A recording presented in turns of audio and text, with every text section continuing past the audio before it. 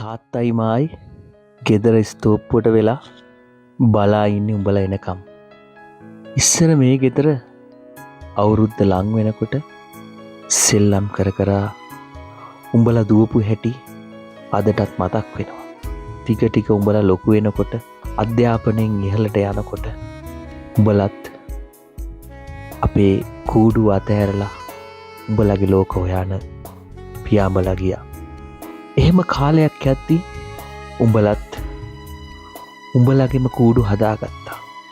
අපි උඹලගේ සාර්ථකත්වය දැකලා ගොඩක් සතුටු වුණා. අම්මවයි තාත්තවයි බලන්න ඉස්සර උඹලා හැම මාසෙකටම සැරයක් මහගෙදරට ඇවිල්ලා ගියා. නමුත් අද වෙද්දී උඹලා ඔක්කොමලම කාර්යබහුල වෙලා. අපි ගැන හොයලා බලන්න වෙලාවක්වත් උඹලට නැහැ.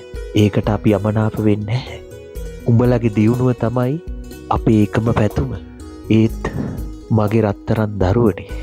උඹලගේ මහගෙදරට ආලෝකයක් වෙන්න දරුමුණුපුරෝ එක්ක මේ අවුරුද්දෙවත් අපිව බලලා යන්න ආවොත් නරකද? මේ කතාව දනෝ කියන්නේ මෙන්න මේ විදිහට. කාලය පැන යනකොට නොකියම සාලයෙත් මකුළු දැල් තිබුණා.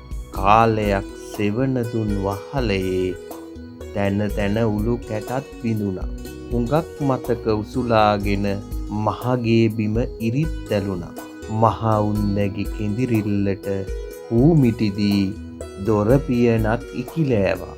12 මහක් කල්පයක්ව බලාන හිඳිමින් තැවුණා. දරාන හිත අපමණ දුක් උඹලව සිහි තෙරණි වුණා.